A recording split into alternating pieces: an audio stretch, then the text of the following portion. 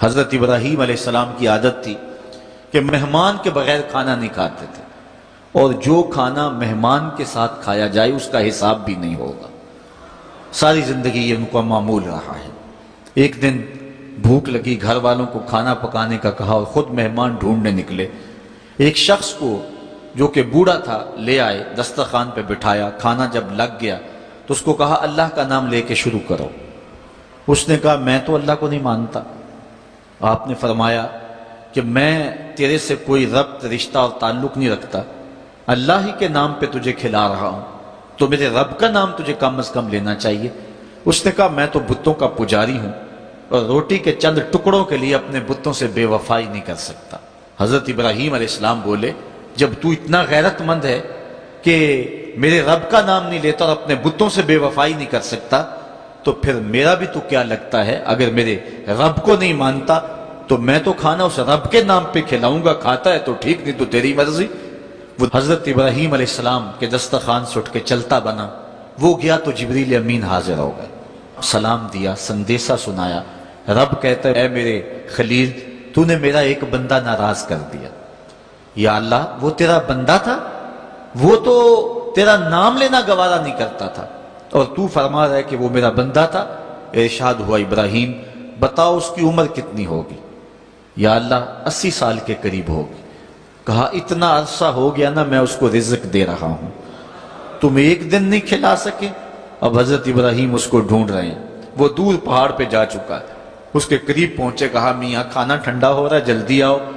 اس نے کہا ایک شرط ہے، تمہارے رب کا نام نہیں لوں گا۔ کہا نہ لینا آؤ۔ تو کہنے لگا لہجے میں اتنا گداز، اتنی نرمی کیسے آ گئی؟ تم تو کہتے تھے رب کے نام کے علاوہ کھلاؤں گا نہیں۔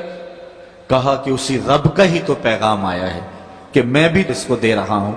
اس نے کہا اگر تیرا رب اتنا اچھا ہے تو کھانا بعد میں کھائیں گے، پہلے اس کا غلام بنا لے مجھ کو۔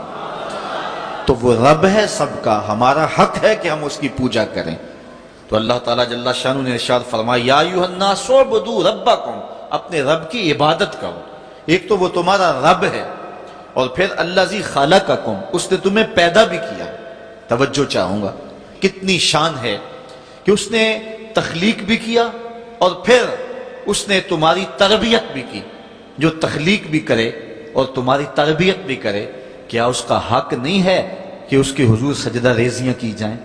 ساری زندگی انسان ماں کی خدمت کرتا رہے تو بتاؤ ماں کی خدمتوں کا بدلہ دے سکتا ہے؟ ماں کے پیار کا صلہ دے سکتا ہے؟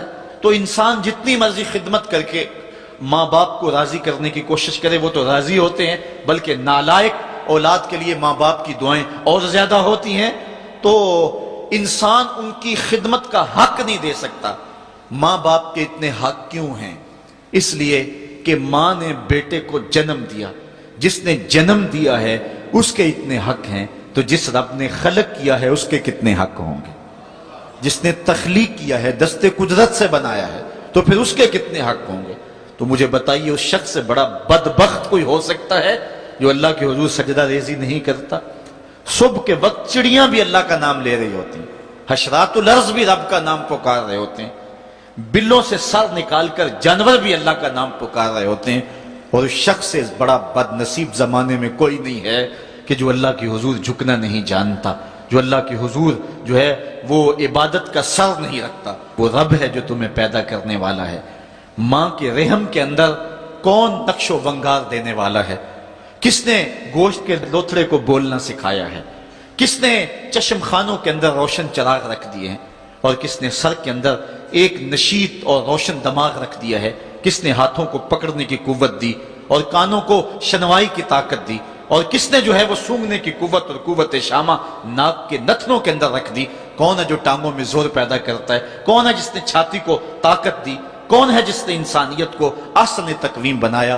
انسان، کیا تیرا حق ہے کہ مسجد کے قریب سے تو گزر جائے اور اللہ کا نمائندہ پکار رہا ہو حی علی الصلاۃ حی علی الفلاح، آجا نیکی کی طرف، آجا نماز کی طرف، اور تو جو ہے وہ اس کو سننے کے باوجود گزر جائے؟ ایسا ہو سکتا ہے کہ تو اس کے حضور آئے نہ، حاضر ہی نہ ہو؟ یہ بد نصیبی نہیں تو اور کیا ہے؟ اللہ تعالیٰ جل شانہ ہمیں اپنی عبادت کی توفیق نصیب فرمائے۔